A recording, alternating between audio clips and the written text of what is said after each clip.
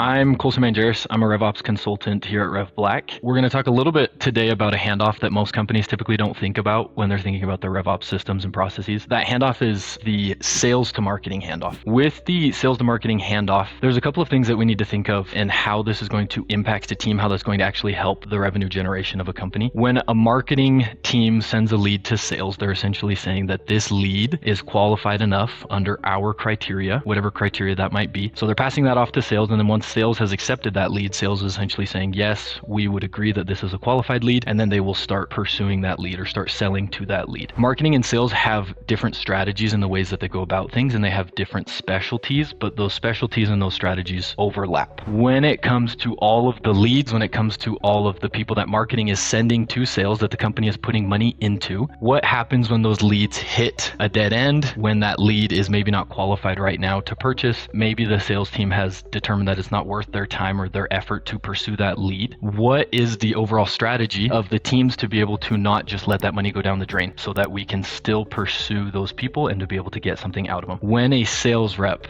is selling to somebody, they're going to use some sort of qualification standard or something that they're looking to check the boxes off when it comes to speaking to these people. A really common one that most of our clients will put in place that's really easy for the sales reps to adopt is called BANT. BANT, for example, is going to look at the budget, authority, need, timeline. Let's suppose that a lead comes into our pipeline.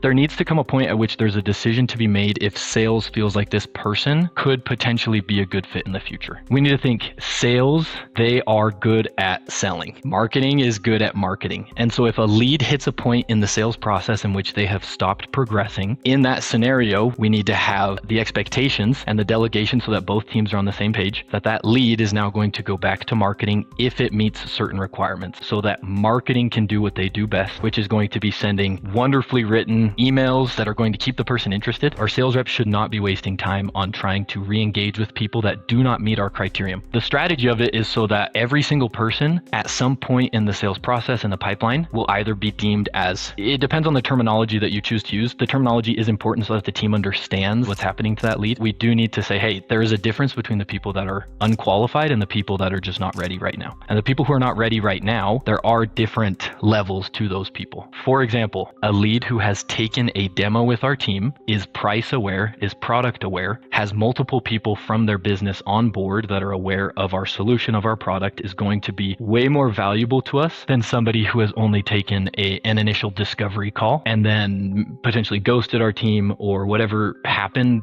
to make them fall out of the pipeline. And then the third category, going back to those different types of leads, are the people who are continually progressing. Those are the people who are actively progressing towards buying, and then the people who are buying our software, our service, our product, whatever it might be. And helping the sales reps to understand what to do with each of these groups of people will help them to be more efficient with their time so that they can generate the most amount of revenue possible. If you need somebody to perform a full audit of your CRM and you need some additional help and you're not able to do this, look through the links down low. We have a link to book a call to get a full CRM audit so that we can find out what's going wrong and how we can fix it and help you.